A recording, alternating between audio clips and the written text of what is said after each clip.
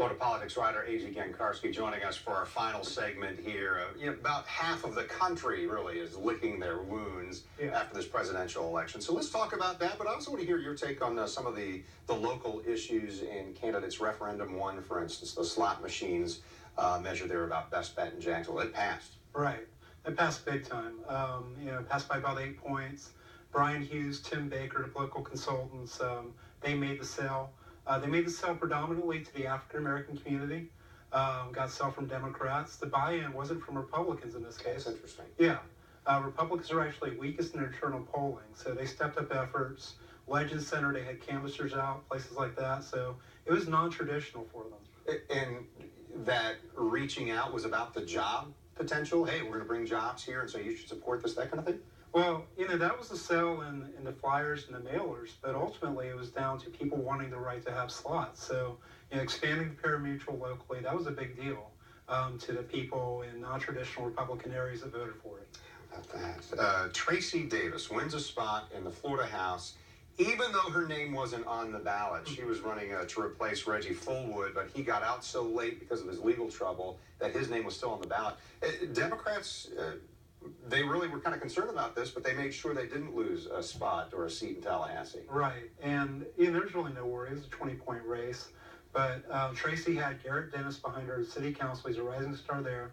Audrey Gibson, the state senator. The Duval Democratic Party was way behind her. And, you have to give Mark Griffin credit, because Mark Griffin ran a good race. He finished down by 20 points, but he ran competitively. He didn't run as your typical Republican. And he's got a future in politics. It just wasn't in that race. Well, and you couldn't run as the typical Republican in that for that particular seat. And as I understand, he would have been the first African-American Republican for the state house in that area. So he was climbing the ladder just to try and get there, and even if it was 20 points, right? Right, but he's well-connected. He'll run for something again, so it was good practice for him. Got good fundraising, so you'll see him again. AJ, you mentioned State Senator Audrey Gibson. I'm hearing that she may be in line to take leadership role of the Duval Democrats. Is that what you're hearing?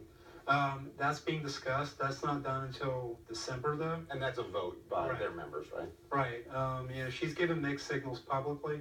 I think they're going to handle it as internally as possible.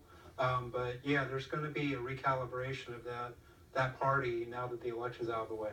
One of the other things I wanted to talk about, I just wanted to get your take on what was the biggest surprise in Florida, or in a Florida race this past Tuesday for you. Well, I found it interesting. In Senate District 8, down toward the Gainesville-Cal area, Keith Perry going up against Rod Smith. Rod Smith was ahead in the polls. Keith Perry closed the gap, won by about 6 points, had heavy buy-in from the Republican Senatorial Campaign Committee. That was a good pickup because the Republicans now have a 25-15 lead in the state Senate. That's going to help them do what they need to do the next 2 years. It got kind of nasty toward the end of that race as well. We saw the ads all up here, and it was nasty both sides. Yeah, they both poured in some money there. So how soon do we start talking, not about what just happened this past week, but in weeks to come, and the 2018 gubernatorial election here in Florida?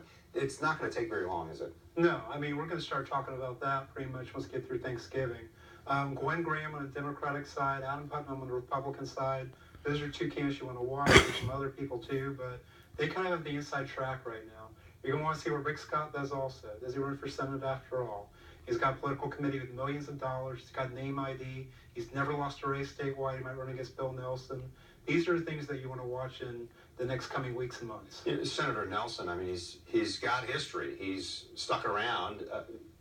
Has he had a challenger that would be as formidable, if I can use that phrase, as Rick Scott? Not like Rick Scott, because Rick Scott is very good at winning 51 to 49 races.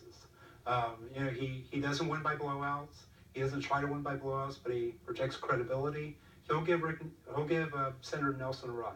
That's interesting. Yeah, we'll be watching for that, and certainly the gubernatorial race. When I asked about surprises in Florida, did you see that former Governor Charlie Crist is going to Washington after all? He won that congressional race over there. That was a surprise, and I'll tell you why. Because David Jolly, when he was running for Senate before Marco Rubio got back in, basically said he wasn't going to take money, and he didn't get help from the national or state party. And Charlie Crist is not averse to accepting help. He had Barack Obama helping him, helped out with the Hillary Clinton campaign, and And that was the margin of victory right there. Yeah, AG Gancarski, I appreciate it. Great to have you here and part of our show. Appreciate hearing your insights. Thank you. All right, this week in Jacksonville.